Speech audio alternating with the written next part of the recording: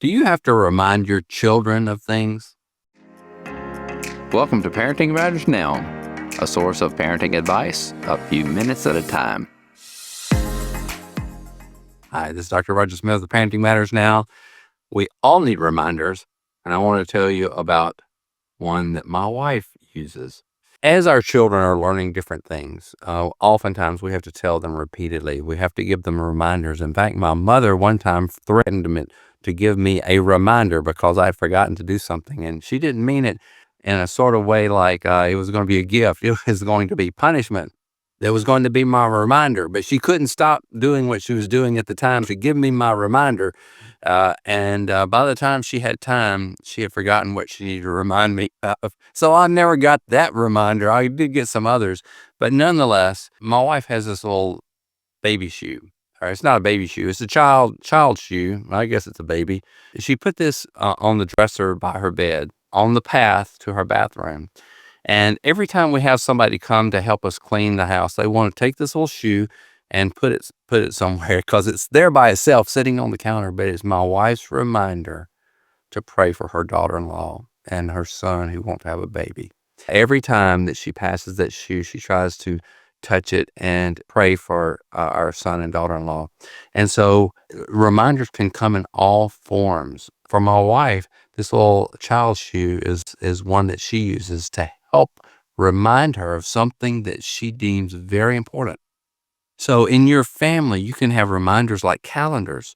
And when you begin to have teenagers, they have their own phone and or they may, depending on how you decide to handle that issue. But if they do, there's an electronic calendar that you can share as a family so that you put things on there that everyone needs to remember where everyone else is supposed to be. And so there are tools that are available to put reminders for everyone of things that are important to people they care about. So whether it's birthdays or it's, events, they have some performance or different things, but also you can put just reminders of on Saturday, we're going to get our haircut or whatever it is. But reminders are so important. And so sometimes we need to be reminded of things we do daily.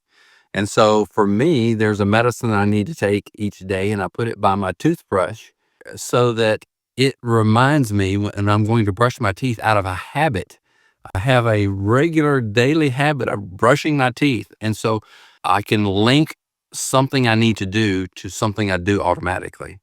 And so it reminds me. And so that's one way that you can teach your children or help your children remind themselves by linking it to something that they've already developed as a habit. When your children are small, they may not have habits yet. You're helping them to develop habits. So they may need a reminder like a bell ringing or an alarm of some sort. Think about ways that it can help your children to regulate their own lives by having regular reminders of things they need to do either daily or weekly.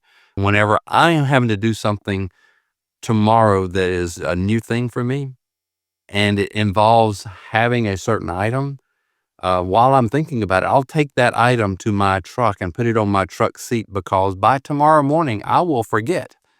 But when I open the door to get into my truck to go to work, there's that thing, and it reminds me.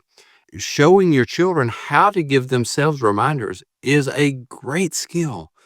We need it ourselves, and our children need it. The second part of that as a parent is that we have to check up on them and help them to be successful.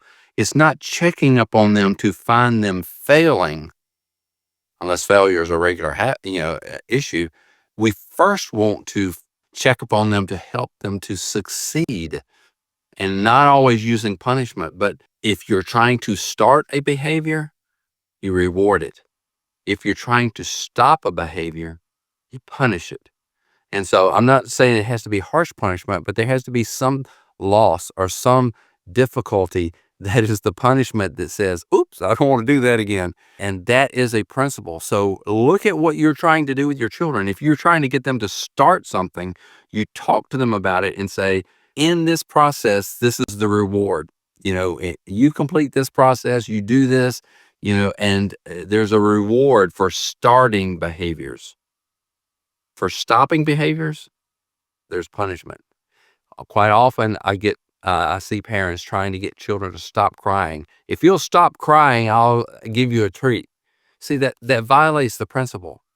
And so the principle is, if you anticipate that they're going to be crying and throwing a fit, you can talk to them about the good behavior, and you're starting a good behavior.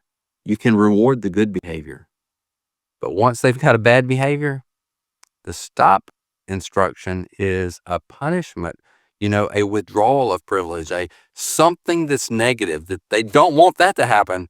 So therefore, they will stop the bad thing. So we all need reminders. Sometimes it looks like a shoe. Other times it looks like a calendar. Sometimes it's something that we set in our way so that we encounter it and we see it and it reminds us. So help your children to develop reminders. It's Dr. Roger Smith with Parenting Matters Now. Subscribe to Parenting Matters Now for more advice, or go to rogersmithmd.com to search for more topics. See you next time.